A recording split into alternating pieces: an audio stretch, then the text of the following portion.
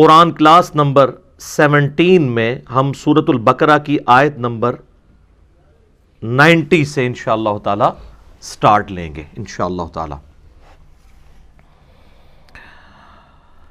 پچھلی دفعہ ہماری گفتگو کنکلوڈ ہوئی تھی سورہ البقرہ کی آیت نمبر 89 کے اوپر، جو بڑی اہم ترین آیت ہے، جس کے مفہوم کو بعض لوگوں نے مس یوز بھی کیا۔ اس کے اوپر میں نے تفصیل سے پچھلی دفعہ گفتگو کی تھی کہ اللہ کے محبوب صلی اللہ علیہ وآلہ وسلم کے وسیلے کو دوسرے اینگل سے پیش کیا کہ یہودی جنگوں میں فتح پانے کے لیے نبی علیہ السلام کا وسیلہ یوز کرتے تھے، اور اسی آیت کو وہ کوٹ کرتے ہیں۔ تو میں نے بتایا تھا کہ اس کا کانٹیکسٹ ہی ڈیفرنٹ تھا کہ نبی علیہ السلام کی بعثت سے پہلے یہودی جب مشرکین عرب سے جنگوں میں مار کھایا کرتے تھے تو یہ کہا کرتے تھے آج تو تم ہمیں مار رہے ہو، جب وہ آخری پیغمبر آئیں گے ہم ان کے ساتھ مل کر قتال کریں گے اور پوری دنیا پہ ہمارا غلبہ ہوگا۔ اور یہ دھونس وہ ان کو لگایا کرتے تھے۔ یہ یعنی جنگوں میں فتح پانے سے مراد یہ تھا کہ وہ اللہ سے دعا کرتے تھے، اللہ جلدی جلدی اس پیغمبر کو ہمارے پاس بھیج۔ اور جب وہ پیغمبر آ گئے تو سب سے پہلے وہ منکر بن گئے یہودی، اور مشرکین عرب جن کی طرف ڈائریکٹلی نبی علیہ السلام کی دعوت ابھی اس طریقے سے نہیں پہنچی تھی، بلکہ انہوں نے یہی باتیں سنی ہوئی تھیں، جب وہ حج کے موقع پر نبی علیہ السلام سے ملاقات کرتے ہیں اوس اور خزرج کے لوگ، تو وہ ان میں سے چند لوگ اسلام قبول کر لیتے ہیں، اور پھر کچھ عرصے بعد جب وہ دوبارہ آتے ہیں تو مزید لوگوں کے ساتھ آتے ہیں، حتیٰ کہ نبی علیہ السلام کو وہ اس چیز کے اوپر آمادہ کرتے ہیں کہ آپ ہجرت کر کے مدینہ شریف آ جائیں۔ اب یہ یہودیوں کی طرف جو ڈائریکٹلی قرآن ہدایت کی کتاب تھی، اس حوالے سے کہ ان کی کتابوں میں اس کی پروفیسیز موجود تھیں کہ آخری پیغمبر آئیں گے، ان پر کتاب نازل ہوگی، اس سے ان کو تو استفادہ نہیں ہوا، لیکن انڈائریکٹلی مشرکین عرب کے قبائل اوس اور خزرج کے لیے یہ ہدایت کا سبب بن گئی کتاب۔ اب اللہ تعالیٰ نے یہودیوں کے اوپر ایک ورڈکٹ دی ہے، یہ ایک اور یونیورسل ٹروتھ آ رہا ہے، بئس ما اشتروا بہ انفسہم۔ اعوذ باللہ من الشیطان الرجیم، بسم اللہ الرحمن الرحیم۔ بئس ما اشتروا بہ انفسہم، کیا ہی بری چیز ہے جس کے بدلے انہوں نے سودا کر لیا اپنی جانوں کا۔ کیا سودا کیا؟ ان یکفروا بما انزل اللہ بغیا ان ینزل اللہ من فضلہ، کہ وہ جو کتاب اللہ جو نازل ہوئی تھی ان کی طرف، اس کتاب کو انہیں پس پش ڈال دیا حسد کی وجہ سے۔ اللہ کی طرف سے جو اس کے فضل کے ساتھ کتاب نازل ہوئی تھی اس کو انہوں نے چھوڑ دیا۔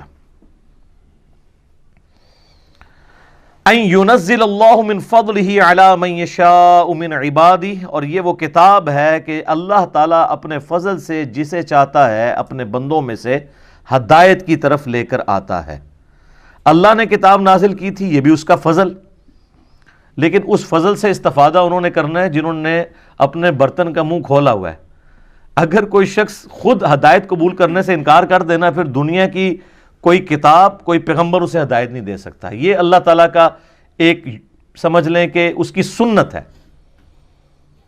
اور اللہ کی سنت نہیں بدلتی کہ والذین جاہدوا فینا لنہدینہم سبلنا، سورۃ العنکبوت کی آخری آیت ہے۔ جو لوگ ہماری راہ میں کوشش کریں گے نا، ان کے لیے ہم اپنی راہیں کھولیں گے۔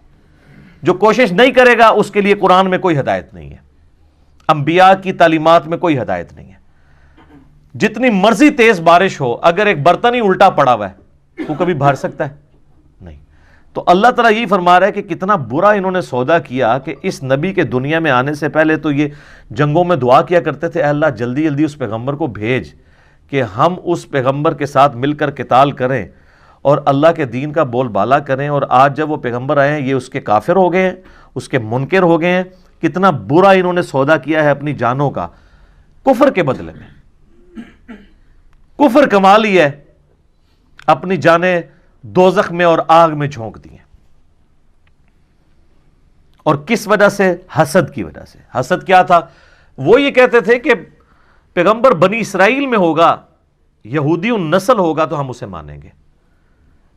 اسماعیلی پیغمبر کو ہم نہیں مانیں گے، حالانکہ یہ بات وہ بھی مانتے تھے کہ حضرت اسماعیل علیہ السلام بھی تو ابراہیم کے بیٹے ہیں، تو چاہے بنو اسرائیل ہوں یا بنو اسماعیل، دونوں ہے تو ابراہیم ہی ہیں، لیکن وہ کہتے تھے نہیں، جو حضرت یعقوب کی اولاد سے ہیں، یعقوب کا ہی لقب تھا اسرائیل علیہ السلام، ان کے سوا اگر کوئی اور نسل میں پیغمبر آئے گا وہ ابراہیمی بھی کیوں نہ ہو، ہم نے نہیں اس کو ایز اے پیغمبر ایکسیپٹ کرنا۔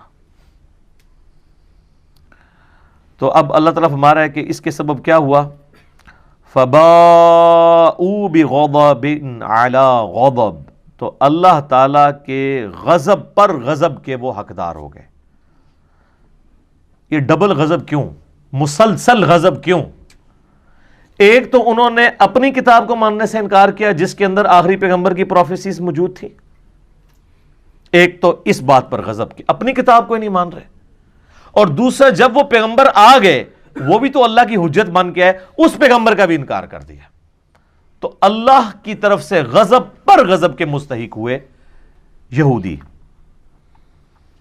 وَلِلْكَافِرِينَ عَذَابٌ مُّهِينٌ، اور کافروں کے لیے ذلیل اور رسوا کر دینے والا عذاب ہے۔ وَلِعَوْذُ بِاللَّهِ تَعَالَى اللہم اجرنا من النار، اللہم اجرنا من النار، اللہم اجرنا من النار، آمین۔ وَإِذَا قِيلَ لَهُمْ آمِنُوا بِمَا أَنزَلَ اللَّهُ، اور جب انہیں کہا جاتا ہے کہ ایمان لے کر آؤ جو اللہ نے نازل کیا ہے اس پیغمبر کے ساتھ، قَالُوا نُؤْمِنُ بِمَا أُنزِلَ عَلَيْنَا، وہ کہیں گے، یہودی اس وقت یہ کہتے تھے کہ ہم ایمان لاتے ہیں اس کے اوپر جو ہم پہ نازل ہوا ہے۔ انہوں نے تو حضرت عیسیٰ علیہ السلام کو ماننے سے انکار کر دیا تھا، وہاں تو یہ بہانہ بھی نہیں تھا کہ وہ بنو اسرائیل سے نہیں ہے، حضرت عیسیٰ علیہ السلام خود یہودی نسل تھے، بنی اسرائیل میں سے تھے، ان کا بھی انکار کر دیا۔ تو ہر پیغمبر کا انکار کرنے کے لیے بہانے ان کے پاس ڈیفرنٹ ہوتے تھے۔ تو اللہ تعالیٰ فرما رہے کہ جب ان کو ایمان کی طرف دعوت دی جاتی ہے تو یہ کہتے ہیں ہم صرف اسی پر ایمان لائیں گے جو ہم پہ نازل ہوا ہے، یعنی تورات اور زبور۔ انجیل بھی ان کی طرف تھی، اس کا بھی انکار کیا، قرآن کا بھی انکار کیا۔ وَيَكْفُرُونَ بِمَا وَرَاءَهُ، اور ہر اس چیز کا کفر کر دیں گے جو ان کتابوں کے سوا کوئی اور کتاب ہوگی، ہم نے نہیں اس کو ماننا۔ وَهُوَ الْحَقُّ مُصَدِّقًا لِمَا مَعَهُمْ، حالانکہ قرآن وہ حق ہے جو اس حال میں نازل ہوئی ہے کہ وہ تصدیق کر رہی ہے ان کتابوں کی بھی جس کے اوپر یہ ایمان لاتے ہیں۔ تو یہ تو اپنی کتابوں کو ہی نہیں مان رہے۔ اگر یہ واقعی اپنے آپ کو یہودی سمجھتے ہیں تو کم از کم اپنی کتاب کو مان کے اس پیغمبر کو مان لیں۔ تو یہ پیغمبر اور یہ کتاب ان کی کتابوں کی تصدیق کرتی ہے، اس اعتبار سے کہ اس کتاب کی پیش گوئی پوری ہوئی، اور اس اعتبار سے بھی کہ یہ کتاب ان کتابوں کو غلط نہیں کہتی ہے بلکہ ان کتابوں کو بھی انڈورس کرتی ہے، لیکن پھر بھی یہ انکار کر رہے ہیں۔ قُلْ فَلِمَ تَقْتُلُونَ أَنْبِيَاءَ اللَّهِ مِنْ قَبْلِ، اے نبی علیہ السلام ان سے فرمائیے کہ اگر تمہارا یہی بہانہ ہے نا کہ ہم صرف اپنے نبیوں کو مانیں گے بنی اسرائیل کے اور کسی پیغمبر کو نہیں مانیں گے، تو یہ ذرا بتاؤ کہ تم اپنے نبیوں کو پھر قتل کیوں کرتے تھے؟ یہ پھکی ہے، اینٹی ونم، اسی اصول اور مبادی پہ الزامی جواب کہ اگر تم یہ کہتے ہو کہ محمد صلی اللہ علیہ وآلہ وسلم بنو اسرائیل میں سے ہوتے تو ہم انہیں مان لیتے، تو یہ بتاؤ بنی اسرائیل کے پیغمبروں کو قتل بھی تو تم لوگ خود ہی کرتے تھے، حتیٰ کہ عیسیٰ علیہ السلام کے بھی قتل کا فتویٰ نکالا، وہ تو اللہ نے ان کو زندہ اٹھا لیا، ادروائز حضرت عیسیٰ علیہ السلام کو بھی انہوں نے سولی چڑھا دینا تھا۔ تو اگر تمہاری یہ لاجک مان لی جائے کہ ہم اپنے سوا کسی اور پیغمبر کو نہیں مانیں گے جو کسی اور نسل سے ہوگا، تو جو تمہاری اپنی نسل سے پیغمبر آئے ہیں، حضرت زکریا علیہ السلام، یحییٰ علیہ السلام، ان کے علاوہ کئی انبیاء کو تو تم نے خود قتل کیا، ایون عیسیٰ علیہ السلام کو بھی قتل کرنے کی سازش کی۔ یہ اللہ تعالیٰ فرما رہا ہے کہ اپنے نبی علیہ السلام کو کہ آپ یوں ان سے کہیں، قُلْ فَلِمَ تَقْتُلُونَ أَنْبِيَاءَ اللَّهِ مِنْ قَبْلِ إِن كُنْتُمْ مُؤْمِنِينَ، اگر تم واقعی سچا ایمان رکھتے ہو تو اپنے نبیوں کو کیوں قتل کرتے رہے ہو؟ ظاہر ہے اس بات کا کیا جواب ہوگا کسی کے پاس؟ اس کا جواب صرف یہ ہوگا کہ اس کی بات نہیں سننی، کیونکہ بات ہی اتنی وزنی ہے۔ وَقَالَ الَّذِينَ كَفَرُوا لَا تَسْمَعُوا لِهَذَا الْقُرْآنِ وَالْغَوْا فِيهِ لَعَلَّكُمْ تَغْلِبُونَ. کافر کہتے ہیں قرآن جب پڑھا جا رہا ہو نا اس کو مت سنا کرو اور شور مچا دیا کرو، یہی ایک طریقہ ہے کہ تم قرآن پر غالب آ سکو، کیونکہ ان کو پتہ ہے قرآن پہ غلبہ کیسے ہوگا،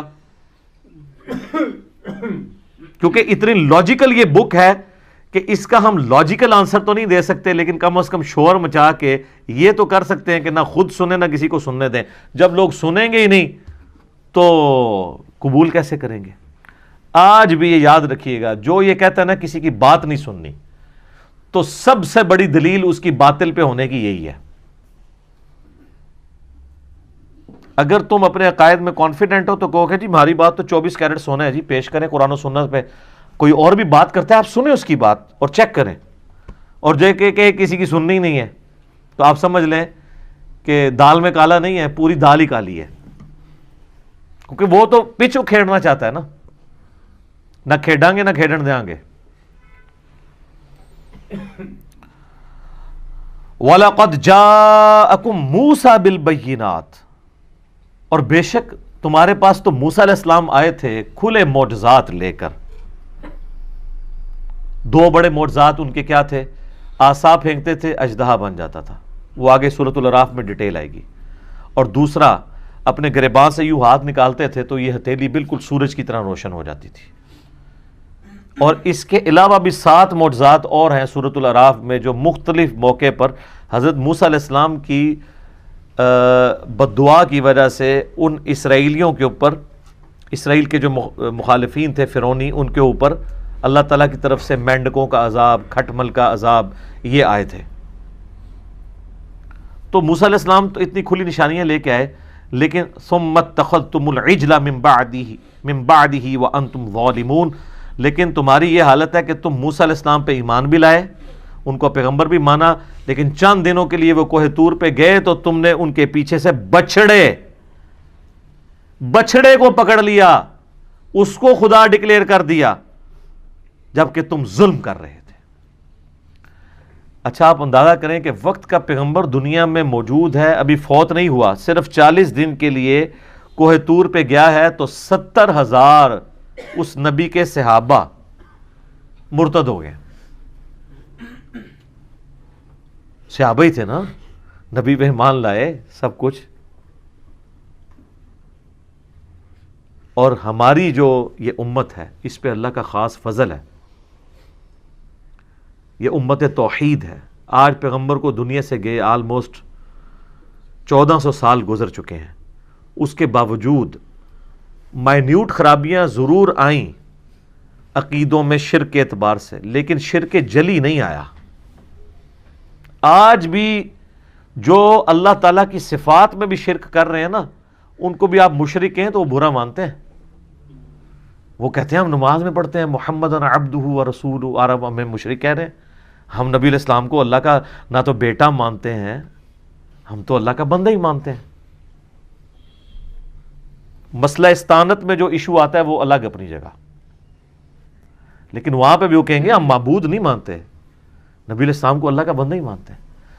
تو ایز فار ایز توحید فی ذات از کنسرنڈ، اللہ کی ذات میں جہاں تک توحید کا جو ایشو ہے یا شرک فی ذات کے حوالے سے، اس امت کو اللہ تعالیٰ نے محفوظ رکھا ہے. خاص کرم ہے اس امت کے اوپر، یہ قیامت تک کے لیے اس حوالے سے ایک یونیک امت ہے. باقی جو عقائد کی خرابیاں ہیں کم از کم وہ بھی دور کی جا سکتی ہیں کیونکہ کتاب سلامت ہے.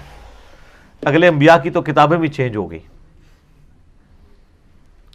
تو اللہ تعالیٰ فرماتا ہے کہ تم لوگوں نے تو بچڑے کو الہ کے طور پہ مان لیا تھا، جبکہ تمہیں یہ بات پتہ تھی، یہ ظلم جب کر رہے تھے نا تمہیں علم تھا یہ ظلم کر رہے ہو. وَإِذْ أَخَذْنَا مِيثَاقَكُمْ، اور یاد کرو جب ہم نے تم سے یہ عہد لیا تھا، تم سے مراد تمہارے آباء و اجداد سے 6 لاکھ ساتھی تھے حضرت موسیٰ علیہ السلام کے، 12 قبائل میں 50 ہزار کے. ہم نے تم سے ایک عہد لیا تھا، وَرَفَعْنَا فَوْقَكُمُ الطُّورَ، اور تم پر طور پہاڑ کو بلند کیا تھا. یہ وہ جو پہلے جتنے واقعات آئے ہیں نا وہ دوبارہ سے ریپیٹ ہو رہے ہیں اس میں، کہ وہ طور پہاڑ، اتنا بڑا پہاڑ اللہ نے بادل کی طرح سسپینڈ کر دیا ان کے سروں کے اوپر، اور کہا کہ پکڑو اس کتاب کو، تورات کے اوپر چلو. اب اتنی بڑی جب دھمکی ان کو لگائی گئی تو اس وقت تو بڑی مضبوطی کے ساتھ انہوں نے اس دھمکی کو ایکسیپٹ کرتے ہوئے کتاب اللہ کو مان لیا، لیکن بعد میں اس کا پاس نہیں رکھ سکے۔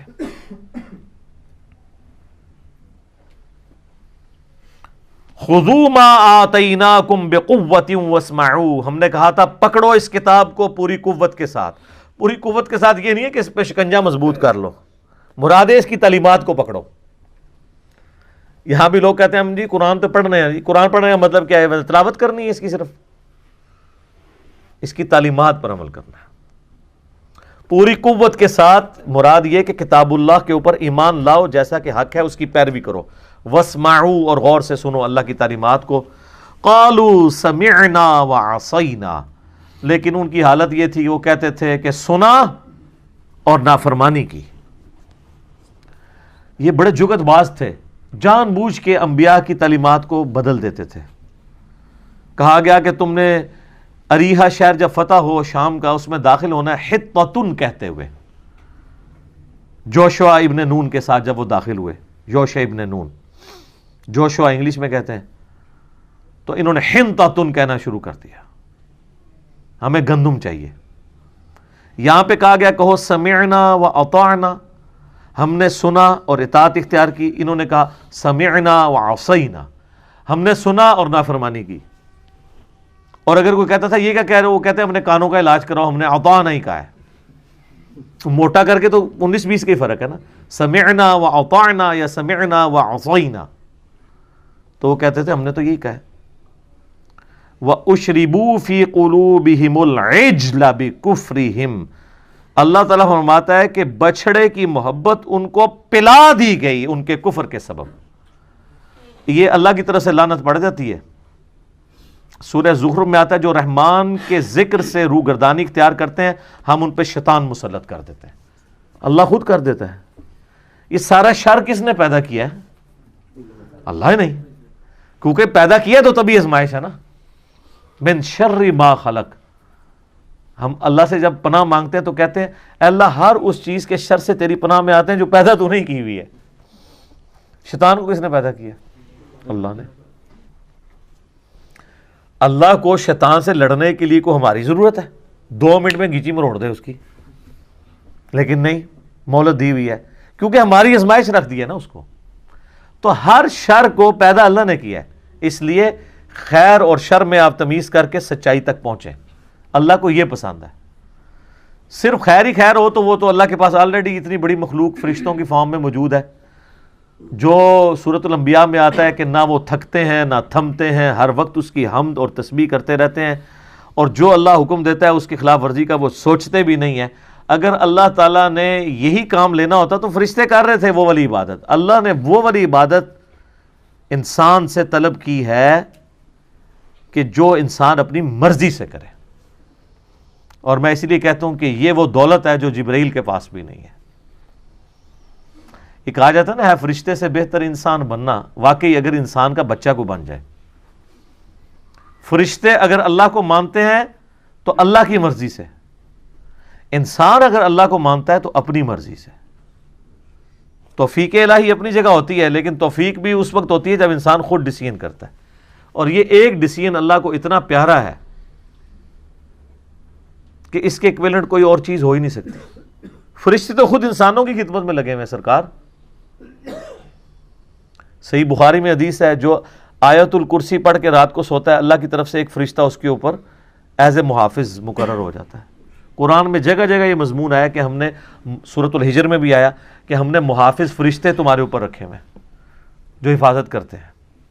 فرشتوں کو کیا کیا ڈیوٹیاں سونپی گئی ہیں، کوئی ہمارا نامہ اعمال لکھ رہا ہے، کسی کی بارش برسانے کی ذمہ داری ہے، کسی کی بادلوں کو ہانک کے لے کے جانے کی ذمہ داری ہے۔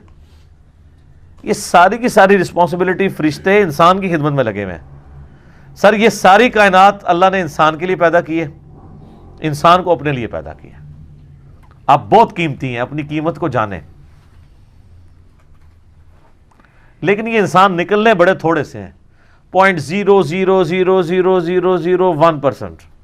یہ بھی میں ویسے کم بتا رہا ہوں، اس سے بھی اور کم ہے، زیادہ بتا دیا میں نے۔ اتنے اربوں میں سے ہی چند لوگ اللہ کو چاہیے، اتنے قیمتی ہیں انسان اگر اپنی وہ قیمت کو پہچانے. تو اللہ فرماتا ہے بچھڑے کی محبت ان کو پلا دی گئی ان کے کفر کے سبب. یعنی یہ کفر کے سبب کیا؟ ان کے اندر بیسیکلی یہ نافرمانی کا مادہ موجود تھا, کفر سے پہلے بھی تھا, کیونکہ سورۃ الاعراف کی آیت نمبر 138 میں آگے چل کے آئے گا, جو کہ مصحف کی ترتیب میں آگے ہے, لیکن سورۃ البقرہ سے پہلے 2/3 قرآن نازل ہو چکا ہوا تھا. لہٰذا یہاں پہ کچھ باتیں اشارتاً ہو رہی ہیں جو آلریڈی نازل ہو چکی ہوئی تھی. سورۃ الاعراف کی آیت نمبر 138 میں آئے گا کہ موسیٰ علیہ السلام جب یہ 6 لاکھ کا لشکر لے کے ایک جگہ سے گزرے, وہاں پہ کچھ لوگوں نے بتوں پر اعتکاف کیا ہوا تھا. تو حضرت موسیٰ کے ساتھیوں نے کہا کہ حضرت آپ بھی ہمارے لیے کوئی اللہ کا بت بنا دیں کہ ہم بھی اس پہ اعتکاف کر کے بیٹھ جائیں. تو اللہ نے کہا, اللہ کے پیغمبر حضرت موسیٰ علیہ السلام نے کہا اے اللہ میں اس جاہل قوم سے تیری پناہ میں آتا ہوں کہ اللہ کو مان رہے ہیں, اس کا پیغمبر اندر موجود ہے, اور پیغمبر کو کہہ رہے ہیں کہ اللہ کا ایک بت بنا دو. تو یہ جو ان کے اندر خناس بھرا ہوا تھا نا بت پرستی کا, بس وہ انتظار میں ہی تھے. موسیٰ علیہ السلام گئے پیچھو کام بھی پاتا انہوں نے بچڑے والا. یہ بتوں کے اعتکاف والی ڈیمانڈ جو ہے نا, یہ بچڑے کو رب بنانے سے پہلے والا واقعہ ہے. تو اللہ رب ان کے اندر جو خناس چھپا ہوا تھا نا, اس کے سبب اللہ نے پھر ان کے اوپر ایسی مہر لگائی کہ بچڑے کی محبت ان کو پلا دی گئی. اب یہ محبت بچڑے کی اتنی آسانی سے تو نہیں نکلتی, اسی لیے آپ کو یاد ہوگا ہم نے پچھلی کلاسوں میں جو گائے والا واقعہ کور کیا ہے, اللہ نے گائے کیوں ذبح کروائی ان سے, تاکہ ان کے دل سے اس کی عظمت نکلے. اور وہ کروائی بھی گولڈن کلر کی, کیونکہ انہوں نے بچڑا سونے کو پگھلا کے گولڈن کلر کا بنایا تھا. اس لیے تو وہ بہانے کرتے تھے جی ہمیں سمجھ نہیں آ رہا گائے کس قسم کی ہو, کبھی کوئی کہانی کبھی کوئی کہانی. الٹیمیٹلی اللہ نے فرمایا وہ آخری دفعہ جو کہ انشاءاللہ انہوں نے زبان سے نکالا تھا, اللہ نے کہا یہ کامیاب ہو گئے, لیکن لگتے نہیں تھے کہ یہ قربانی کریں گے. وہ کیوں نہیں کر رہے تھے کہ اندر سے وہ والی جو عزت اور تکریم تھی وہ جا نہیں رہی تھی, اندر کا خناس مر نہیں رہا تھا. اس کا مطلب ہے کہ اندر کا خناس مارنا یہ اصل میں ہدایت کا دروازہ کھولتا ہے. تو سر ہم بھی یہی کر رہے ہیں. انڈیا پاکستان بنگلہ دیش میں جو اندر کا خناس ہے وہ یہ نہیں ہے کہ یہ لوگ قرآن اور حدیث کو نہیں مانتے. اندر کا خناس یہ ہے کہ قرآن اور حدیث کی نہیں مانتے. کو تو بڑا آسان ہے, قرآن کو مان رہے ہیں ماشاءاللہ, خوشبوؤں میں لپیٹ رہے ہیں, چوم رہے ہیں, چاٹ رہے ہیں, مرنے کے اوپر 10 20 قرآن پڑھواتے ہیں, کی نہیں مان رہے. اچھا وہ کی کیوں نہیں مان رہے؟ یہ بیماری تو سارے کہتے تھے, اس بیماری کی اصل وجہ کیا تھی؟ وہ علاج ہی نہیں کیا. جیسا کہ ہمارے عموماً ایلوپیتھک علاج کے اندر نا بیماری کی سمٹمز کا علاج کیا جاتا ہے, اس کی اصل وجہ کا علاج نہیں کیا جاتا. بخار چڑھا ہوا ہے پیناڈول دے دو بخار نیچے آ جائے. کیوں چڑھا ہے؟ ہو سکتا ہے کرونا وائرس ہی ہوا وہ, اس میں بھی بخار چڑھتا ہے. جبکہ ہومیوپیتھک ڈاکٹرز کا یہ دعویٰ ہے کہ ہم اس روٹ کاز کو ایڈریس کرتے ہیں, اس کی وجہ سے وہ اپنے علاج کو اس سے بہتر سمجھتے ہیں. ہم بھی یہ بتاتے ہیں کہ اصل روٹ کاز یہ تھی قرآن و حدیث کو نہ ماننے کی کہ بابوں کی محبت انہیں پلا دی گئی تھی, جس طرح بچڑے کی محبت پلا دی گئی تھی ان کو. تو جب تک بابے ذبح نہیں ہوتے اس وقت تک کبھی بھی بات سمجھ نہیں آنی. اور اس کے لیے ہم نے ایک سمپل سا نعرہ دیا ہے, کیا کہ مرنے سے پہلے اے مسلمان کر لے اس پہ غور, کتابوں کا خدا اور ہے بابوں کا خدا اور یہ دعویٰ ہم نے صرف زبانی کلامی نہیں کیا, بلکہ پھر ہم نے اس کی مثالیں پبلک کے سامنے رکھی ہیں کہ آپ کے بابوں نے آپ کو کوئی ایک بات بھی صحیح نہیں بتائی ملاوٹ کے بغیر. اگر آپ کہیں کہ انہوں نے بتایا اللہ ایک ہے, تو سر ہندو کیا کہتے ہیں؟ اللہ دو ہیں. وہ بھی کہتے ہیں اوپر ایک ہی بھگوان ہے, نیچے کہتے ہیں یہ اسی کے ہیں, یہ بھی نیچے کہتے ہیں نیچے اللہ نے ڈیوٹیاں لائی ہیں. کہانی تو وہی ہے, اس کی شکل ڈیفرنٹ ہے. اوپر تو سارے ایک ہی مان رہے ہیں. تو یہ نیچے جو کہانیاں تھیں نا, یہ جو اندر کا خناس اس وقت مرتا ہے جب آپ ان بابوں سے اعلان برات کریں. اور بابوں سے اعلان برات کروانے کے لیے آپ کو جناب وہ کیمو تھراپی چاہیے، چھوٹے موٹے علاج سے نہیں ہوتا. اور وہ ایک بار لگ جائے نا، ویسے تو کینسر کے علاج میں تو چانسز ہوتے ہیں کہ دوبارہ کینسر ہو جائے، لیکن اللہ کے فضل سے یہاں سے جو کیمو تھراپی ہوتی ہے نا اس پلیٹ فارم سے، اس کے بعد وہ مریض جو ہے وہ اس قابل ہو جاتا ہے کہ آگے مریضوں کو ٹھیک کرنا شروع کرتا ہے کہ ادھر آؤ بھائی تو اصل مسئلہ دسنے کی ہے اے کہانی. یہ اصل میں وہ چیز ہے جس کو آئیڈینٹیفائی کر لیا. لیکن یہ بہت بڑی دلیری کا کام تھا. لوگ کہتے ہیں پہلے کیوں نہیں کسی نے کیا؟ سر اس لیے نہیں کیا کہ حکمرانوں کی پش پناہی ہوتی تھی گمراہ کن عقائد کے اوپر. جب اورنگزیب عالمگیر دربار پہ بیٹھا رہے گا تو نیچے عوام کیا کرے گی؟ اور وہ حکمران آج والا حکمران نہیں ہے کہ آپ حکمران کو گالیاں بھی نکالیں، سوشل میڈیا کے اوپر اس کو یہودی ایجنٹ بھی لکھتے رہیں اور مودی کا یار بھی لکھتے رہیں، جو مرضی لکھتے رہیں، کوئی فرق نہیں پڑتا. اس زمانے میں یہ نہیں ہوتا تھا. وہ سگے بھائی کو بھی قتل کروا دیتے تھے جو اظہار رائے کرتا تھا. فریڈم آف ایکسپریشن کوئی نہیں تھی. تو ایسے موقع میں آپ سمجھ سکتے ہیں کہ کوئی بندہ توحید کی آواز لے کے اٹھے تو وہ سودا بکنا شروع ہو جائے. کاٹ کے پرے پھینک دیتے تھے. صرف ان کا دین پروموٹ ہوتا تھا جو حکمرانوں کا دین ہوتا تھا. اس لیے آپ دیکھیں سلطنت عباسیہ میں جب مامون الرشید معتزلہ ہو گیا، پوری سلطنت اس کے پیچھے جو ہے وہ ظاہر ہے اس نے تلوار کی زور کے اوپر نافذ کر دیا. تو اکیلا احمد بن حنبل ہی کھڑا ہوا تھا نا، باقی تو سارے مولوی دم دبا کے ادھر ادھر ہو گئے تھے، بڑے بڑے امام، بڑے بڑے رحمہ اللہ، کیونکہ مارے کھانی پڑنی تھی. تو بہرحال کوئی رزلٹ نکل آیا.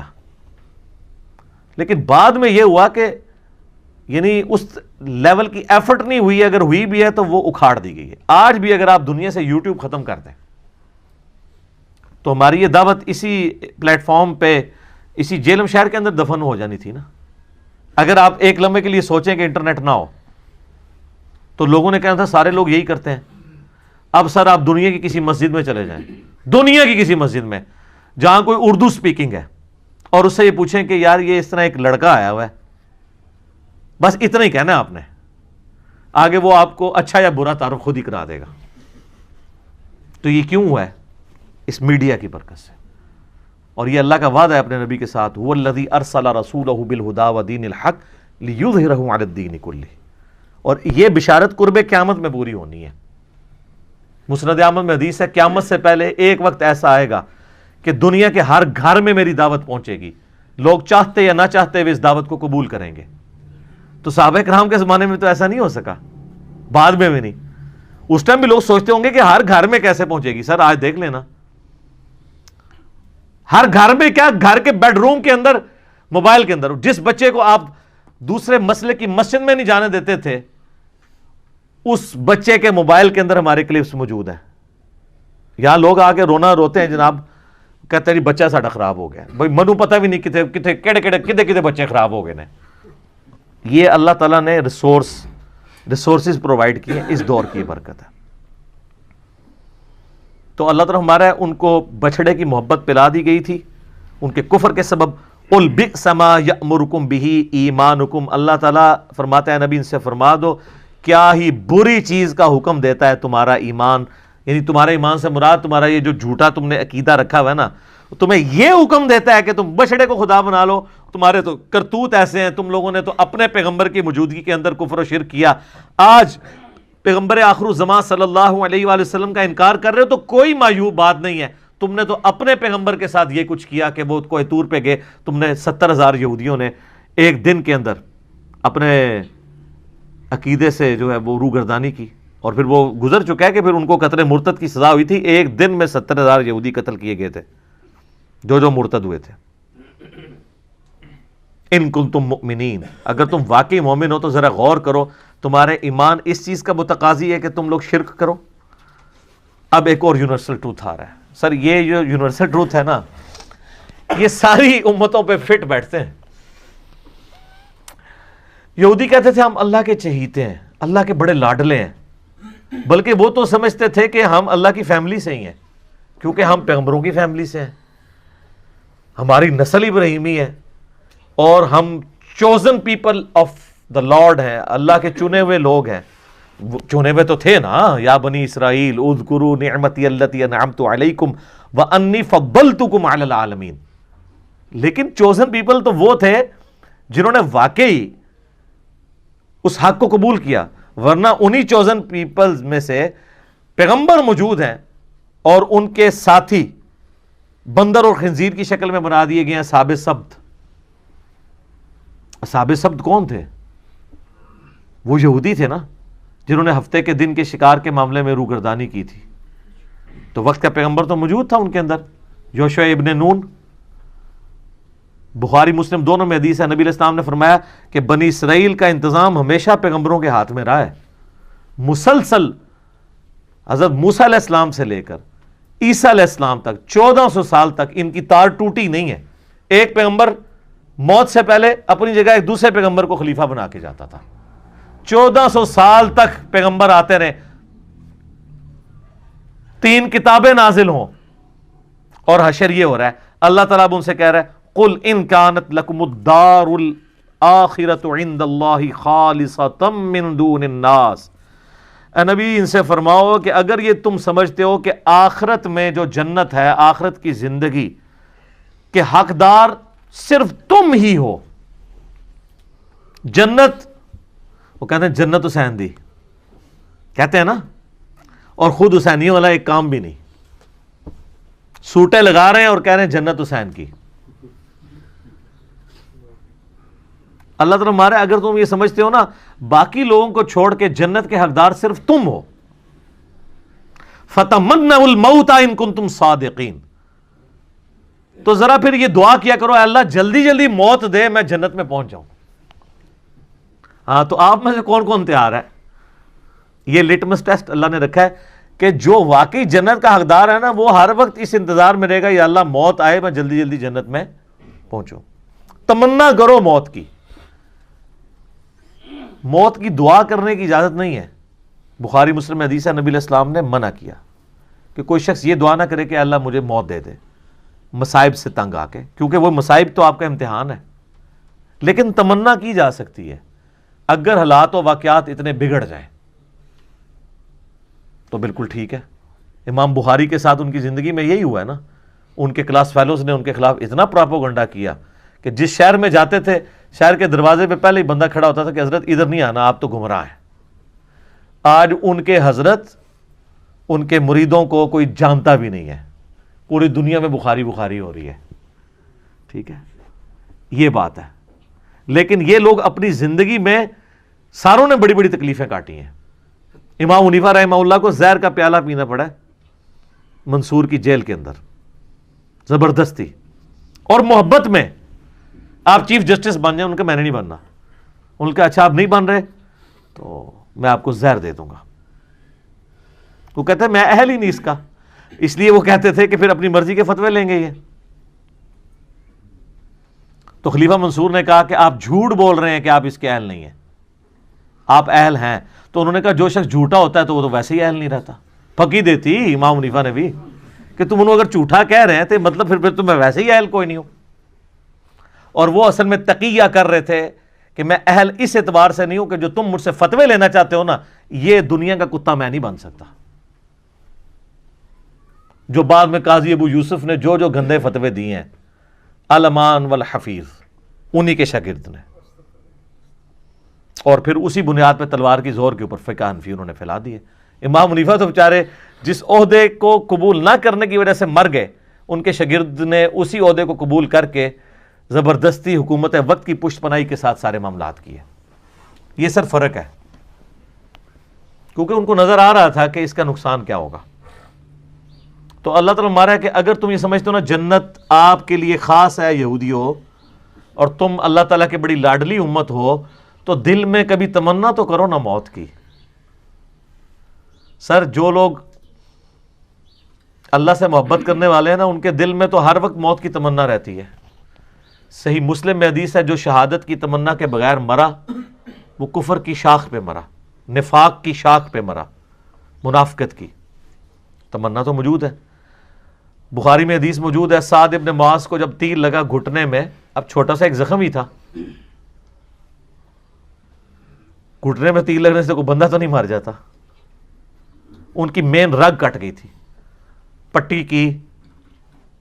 پھر انہوں نے دعا کی, اے اللہ اگر مشرکین عرب نبی علیہ السلام کے اوپر اب نہیں چڑھائی کریں گے جس طرح کہ انہوں نے بدر میں کی, احد میں کی اور آج خندق میں کی ہے, اس کے بعد اگر کوئی ایسا معاملہ نہیں ہونے والا تو اسی زخم کو میرے لیے کھول دے اور مجھے شہادت کی موت دے دے.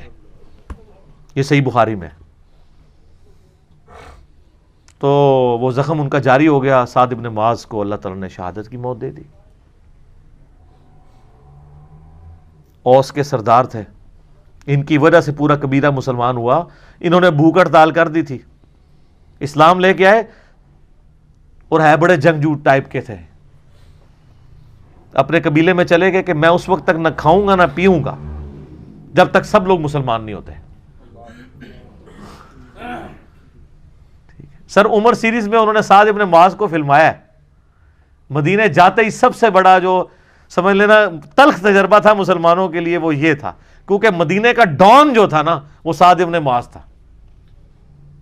کوئی چسکتا بھی نہیں سی انہوں تو بغیر, اور ڈان تھے وہاں کے. اور اللہ نے دیکھے کہاں پہنچا دیا. اور ان کو وہ شہادت کی تمنا ملی, کیونکہ بخاری میں موجود ہے نبی علیہ السلام نے خندق کے موقع پہ کہہ دیا تھا کہ یہ آخری دفعہ ہے کہ کافر تم پہ آئے ہیں, اب تم کافروں پہ حملہ کرو گے. اور وہی ہوا. اگلے سال نبی علیہ السلام نے پھر 6 ہجری کے اندر عمرے کا ارادہ کیا, وہ صلح حدیبیہ ہو گئی. 7 ہجری میں غزوہ خیبر ہوا, 8 میں فتح مکہ ہو گیا.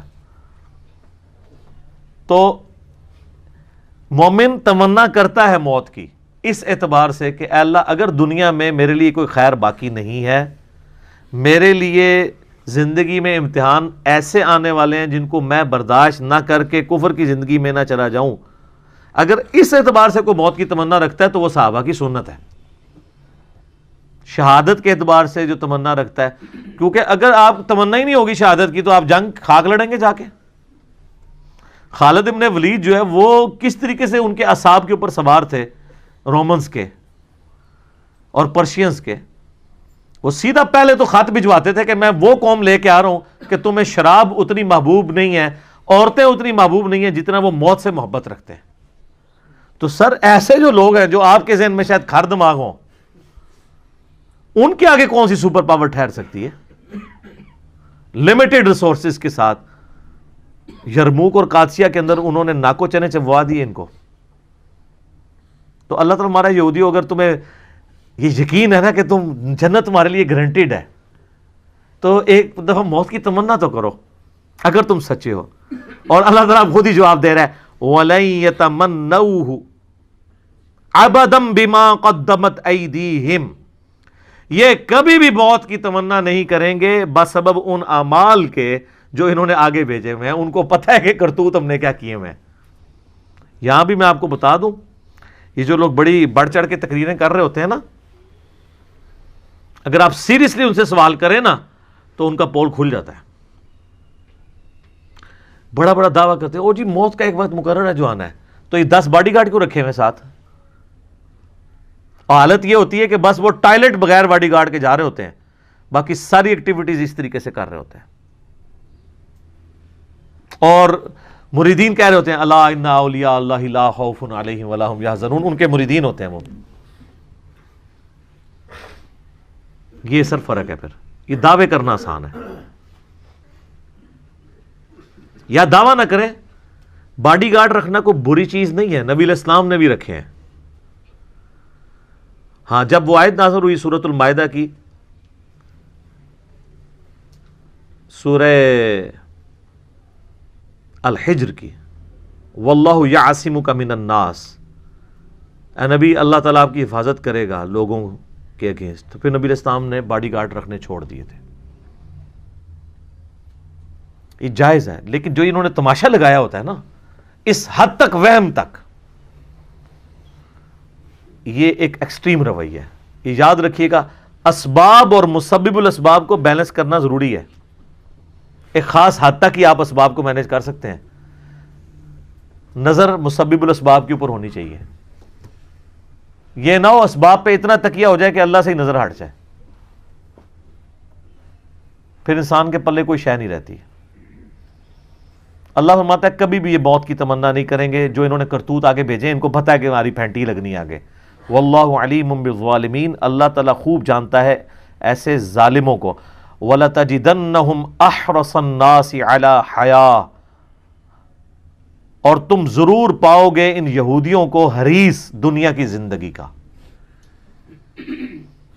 وَمِنَ الَّذِينَ أَشْرَكُوا, حتیٰ کہ مشرکین سے بھی بڑھ کے یہ دنیا کی زندگی سے محبت کرتے ہیں. سر مشرکین نے تو گردنیں کٹائی ہیں بدر میں آ کے, یہودیوں کی تو جرت ہی نہیں ہوتی تھی. انہوں نے کلمہ پڑھ لیا ہوا تھا. کلمہ کیوں پڑھ لیا تھا؟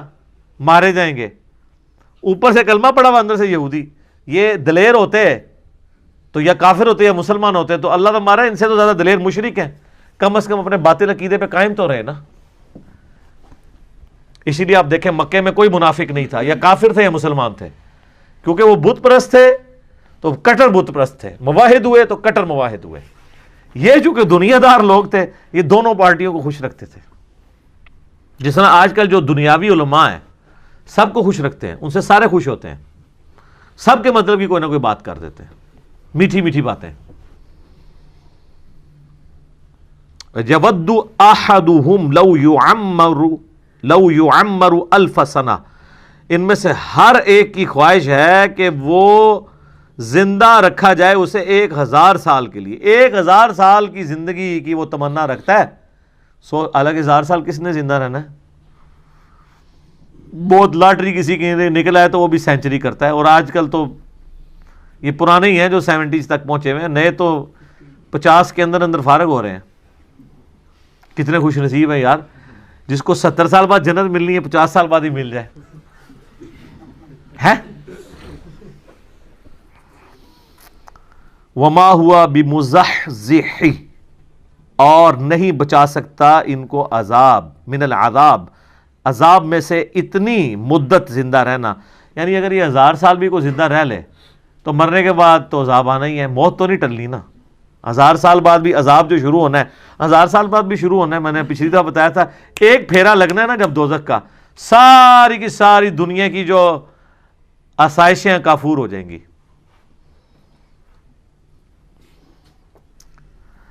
وما ہوا بمزحزحہ من العذاب ان یعمر, نہیں بچا سکتا ان کو 1000 سال تک زندہ رہنے والی عمر بھی عذاب سے. واللہ بصیر بما یعملون, اور اللہ تعالیٰ دیکھ رہا ہے جو وہ اعمال کر رہے ہیں. اللہ تعالیٰ غافل نہیں ہے. یہ دھمکی ہے کہ کوئی چیز بھی اللہ سے چھپی نہیں ہوئی ہے. یہ جتنے تمہارے کرتوت ہیں نا وہ دیکھ رہا ہے اللہ تعالیٰ. قل من کان عدوا لجبریل, اے نبی فرما دیجئے کہ جو کوئی بھی جبرائیل کے ساتھ دشمنی کرے, فَإِنَّهُ نَزَّلَهُ عَلَىٰ قَلْبِكَ بِإِذْنِ اللَّهِ, تو بے شک اس نے آپ کے دل کے اوپر جو قرآن نازل کیا ہے تو اللہ کی اجازت سے کیا ہے. اللہ نے جبرائیل کو بھیجا ہے. یہودی کہتے تھے جبرائیل ہمارا دشمن ہے. یہ وحی اسے بنی اسرائیل کی طرف لانی چاہیے تھی, اس نے غلطی سے بنو اسماعیل کی طرف لے گیا. جس طرح شیعہ میں بھی ایک غرابیہ فرقہ ہوتا تھا آج سے آلموسٹ 1000 سال پہلے, جس میں یہ عقیدہ تھا کہ یہ وحی نعوذ باللہ ثم نعوذ باللہ مولا علی کی طرف آنی تھی, غلطی سے محمد رسول اللہ کی طرف چلی گئی. خیر شیعہ نے اسی وقت اس کو اوورکم کیا اور کافر ڈکلیئر کر دیا. آج تاریخ میں اس کا کوئی نام و نشان نہیں ہے سوائے یہ کہ ہم کبھی کتابوں میں پڑھ لیں. اسے فرقہ کہتے ہیں غرابیہ. غراب عربی میں کسے کہتے ہیں؟ کوے کو. وہ کہتے ہیں جیسے کوے ہم شکل ہوتے ہیں نا, تو 2 کووں کو دیکھ کے اندازہ نہیں ہوتا, تو جبرائیل کو یہ اندازہ نہیں ہوا کہ میں نے مولا علی کی طرف جانا ہے یا رسول اللہ کی طرف, نعوذ باللہ. تو شیعہ نے ایسے فرقے کو خود کافر کہہ کے اپنے اندر سے خارج کر دیا. ظاہر ہے کہ غلوف تو رہا ہے نا ساری امتوں میں. پھر مولا علی کے بارے میں تو نبی علیہ السلام نے یعنی واضح طور پہ فرمایا تھا, حدیث موقوف تو موجود ہے نا. مولا علی نے کہا کہ میری وجہ سے 2 فرقے دوزخ میں جائیں گے اور میری وجہ سے 2 فرقے گمراہ ہوں گے, ایک میری محبت میں غلوف کر کے اور ایک میری دشمنی میں, یعنی ناصبی اور رافضی. تو ایکسٹریم رویے تو رہے ہیں. تو اس امت میں بھی یعنی آپ سمجھ لیں کہ عیسیٰ ابن مریم کی مثل ہے مولا علی, کہ یہودیوں نے ان کا انکار کیا اور گمراہ ہوئے, اور عیسائیوں نے ان کی شان میں غلوف کیا اور گمراہ ہوئے. یہاں پہ بھی مولا علی کی شان میں غلوف کیا, روافظ نے گمراہ ہوئے, اور ناصبیوں نے ان سے بغض رکھ کے گمراہ ہوئے. تو اللہ تعالیٰ فرما رہا ہے کہ جو جبرائیل سے دشمنی کرتا ہے اس کو یہ پتہ نہیں وہ دشمنی کس سے کر رہا ہے، وہ تو اللہ سے کر رہا ہے، جبرائیل کو اپنی مرضی سے آیا تھا۔ سورہ التحریم میں آتا ہے کہ فرشتے تو وہی کرتے ہیں جو اللہ ان کو حکم دیتا ہے، اور فرشتوں کا سردار جبرائیل وہ اللہ کی مرضی کے بغیر آ جائے گا۔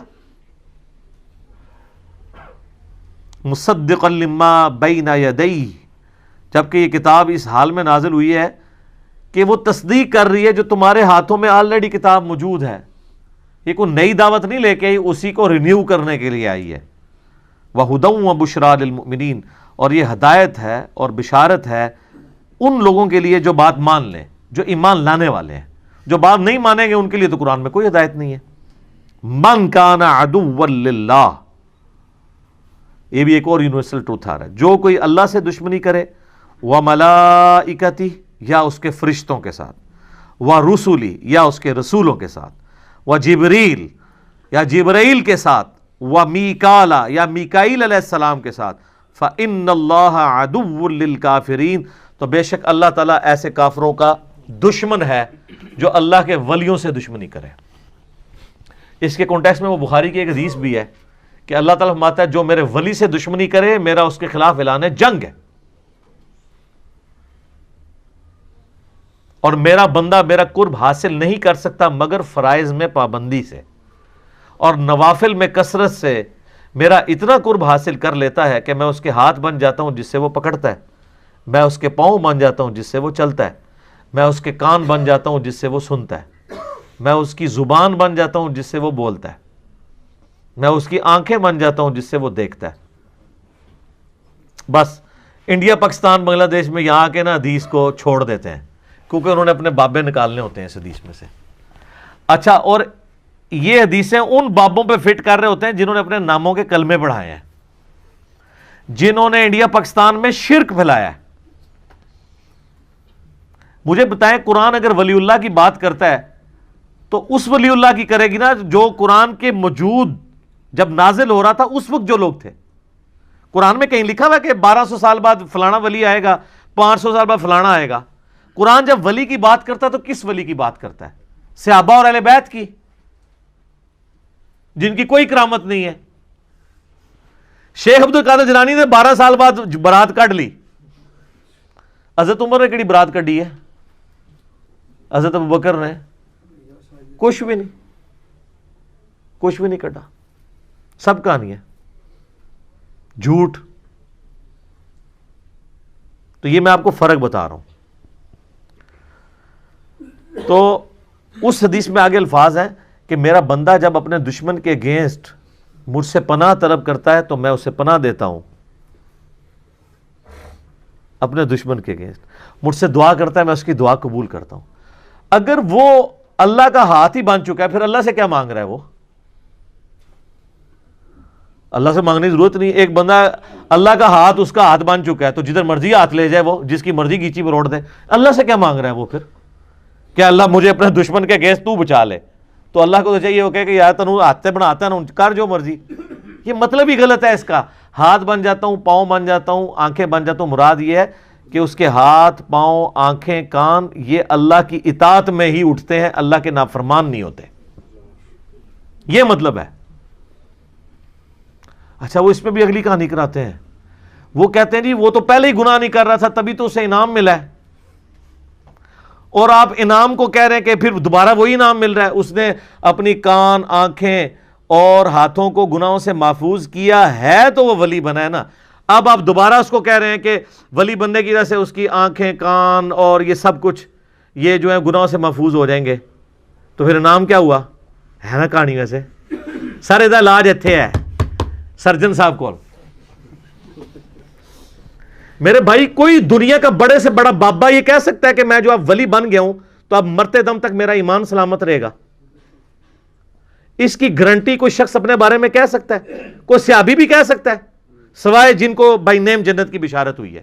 وہ بھی انہوں نے خود نہیں کہا، اللہ نے وحی کے ذریعے بتایا، ورنہ تو فتح مکہ پہ کتنے ایمان لانے والے حضور کی وفات کے بعد مرتد ہوئے ہیں اور حضرت بکر کے خلاف کھڑے ہو گئے، منکرین زکوٰۃ، مسلمہ کذاب کے ساتھ ملنے والے لوگ۔ تو مراد یہ ہے کہ جو بندہ اعمال میں استقامت کرتا ہے نا، میں اس کی آنکھیں بن جاتا ہوں، کان بن جاتا ہوں، ہاتھ بن جاتا ہوں، یعنی اللہ تعالیٰ پھر اس کو یہ انعام دیتا ہے کہ اب میرا اسپیشل پروٹوکول ہے تیرے ساتھ، پہلے تو نے اپنی ایفرٹ سے یہ کام کیے تھے نا، اب میری تائید تیرے ساتھ ہوگی کہ میں تجھے یہ تائید کروں گا کہ آندہ کبھی تو برائی کی طرف جانے بھی لگا نا، تیرا میں ہاتھ پکڑ لیا کروں گا، جیسے کہ یوسف علیہ السلام کا پکڑا۔ قرآن میں الفاظ ہیں یوسف بھی اس عورت کا قصد کر لیتا اگر اللہ کی برہان نہ دیکھتا۔ تو تسی کیڑے اپنے آپ کو بڑا بڑا سمجھتے ہو اور اللہ سے بے نیاز سمجھتے ہو؟ یوسف تو پیغمبر تھے، وہ بے نیاز نہیں ہے اللہ سے، تو بابا کون سا بے نیاز ہو سکتا ہے اللہ سے؟ تو اس کا مطلب یہ ہے ہاتھ بن جاتا ہوں، پاؤں بن جاتا ہوں۔ اور یہ تو ہمارا حضور کے بارے میں عقیدہ نہیں ہے کہ آپ کی زبان جو ہے وہ اللہ کی زبان ہے۔ ہم یہ کہتے ہیں کہ آپ کی زبان پر اللہ کا کلام جاری ہوتا ہے۔ وما ينطق عن الهوى ان هو الا وحی یوحى۔ نبی علیہ السلام وہ کہتے ہیں جو اللہ وحی کرتا ہے ان کے اوپر۔ یہ قرآن میں جو ہے نا کہ ان پر اللہ کا ہاتھ تھا، جب نبی علیہ السلام بیعت کر رہے تھے تو اللہ کا ہاتھ مراد یہ کہ گویا نبی کی بیعت اللہ کی بیعت ہے، فزیکل ہاتھ نہیں۔ کیونکہ قرآن میں ہے من یطیع الرسول فقد اطاع اللہ، جس نے رسول اللہ کی اطاعت کی اس نے اللہ کی اطاعت کی۔ تو جو چیزیں بالمفہوم اور با محاورہ ہوتی ہیں اس کو فزیکل معنی یہ پہنا دیتے ہیں اور آگے کہانیاں کراتے ہیں۔ تو اللہ تعالیٰ فرماتا ہے کہ جو کوئی دشمنی کرے گا اللہ کے ساتھ، اس کے فرشتوں کے ساتھ، جبرائیل کے ساتھ، میکائیل کے ساتھ، تو اللہ تعالیٰ ایسے کافروں کا دشمن ہے۔ اور آج بھی جو صحیح اولیاء اللہ سے دشمنی کرے گا اللہ کی ان کے ساتھ دشمنی ہے، یہ ذہن میں رکھیے گا۔ اور صحیح اولیاء اللہ وہ ہوں گے جو اللہ کی عبادت کروائیں گے، اپنی عبادت نہیں۔ آپ مجھے بتائیں، ویسے کوئی عام بندہ کوئی چھوٹی سی بات کر دے تو لوگ کیا کہتے ہیں؟ جی کتنا متکبر ہے، جی میں کرتا ہے، کہتے ہیں نا۔ تو یہ جو بابا کہتا ہے آپ کو کہ جو میرا مرید ہو گیا میں جنت میں نہیں جاؤں گا اس وقت تک جب تک کہ آپ کو ساتھ نہ لے جاؤں، اس کی میں نہیں آپ کو نظر آتی؟ ادھر کہتے ہیں سبحان اللہ، اتنی بڑی میں کے اوپر سبحان اللہ۔ اللہ کہنا چاہیے لعنت اللہ علی الکاذبین، ایسے جھوٹے پہ اللہ کی لعنت ہو جو یہ دعویٰ کر رہا ہے۔ تمام ولیوں کی گردن پہ میرا پاؤں ہے، اتنا متکبر شخص۔ کیا ابو بکر نے کبھی کہا ہے کہ ساری امت کی گردن پہ میرا پاؤں ہے؟ آپ کا بابا کہتا ہے، آپ کہتے ہیں سبحان اللہ۔ تو لعنت ہے پھر ایسے عقیدے کے اوپر جو ایسے متکبرین کو اولیاء اللہ سمجھتے ہیں۔ میں ان بزرگوں کو کچھ نہیں کہہ رہا، ہو سکتا ہے انہوں نے نہ کہا ہو، لیکن آپ کہانیاں کروا رہے ہیں کہ انہوں نے کہا ہوا ہے۔ تو آپ ذرا تھنک آؤٹ آف باکس کریں جو اتنا متکبر ہو۔ اب میں آپ کو بتاتا ہوں اللہ کے نیک بندے کی نشانی کیا ہے۔ بخاری مسلم دونوں میں ہے، اے میری بیٹی فاطمہ اس بات پہ نہ کرنا کہ اللہ کے نبی کی بیٹی ہو، اگر اللہ نے پکڑ لیا تو میں تمہارے کچھ کام نہیں آؤں گا۔ تو سیدہ فاطمہ تو جنتی عورتوں کی سردار ہیں، آپ کے بابے جو ہیں وہ تو اس قابل بھی نہیں ہیں کہ وہ ان کی جوتیوں کی خاک بھی لے سکیں سیدہ فاطمہ کی، اور ان کے اندر آکڑ اتنی ہے کہ میں اپنے مرید جنت میں لے کے جاؤں گا۔ تو تھوڑا سا مرنے سے پہلے اے مسلمان کر لے اس پہ غور۔ کتابوں کا خدا اور ہے، بابوں کا خدا اور جب تو غور کر لے گا تیرے اندر سے آواز آئے گی کیا کہ نہ میں وابی نہ میں بابی، میں ہوں مسلم، علمی کتابیں۔ ٹھیک ہو گیا جی؟ صلوات بر محمد وآل محمد، اللہم صلی علی محمد وعلی آل محمد کما صلیت علی ابراہیم وعلی آل ابراہیم انک حمید مجید، اللہم بارک علی محمد وعلی آل محمد کما بارکت علی ابراہیم وعلی آل ابراہیم انک حمید مجید۔ اللہ تعالیٰ سے دعا ہے جو حق بات میں نے کہی اللہ تعالیٰ ہمارے دلوں میں راسخ فرمائے، اگر جذبات میں میرے منہ سے کوئی غلط بات نکل گئی اللہ تعالیٰ ہمیں معاف کر دے اور ہمارے دلوں سے بھی محو کر دے، ہمیں کتاب و سنت کی تعلیمات پر عمل کر کے دوسرے بھائیوں تک پہنچانے کی توفیق عطا فرمائے۔ سبحانک اللہم و بحمدک اشہد ان لا الہ الا انت استغفرک و اتوب الیک وما علینا الا البلاغ المبین۔ جزاکم اللہ خیرا۔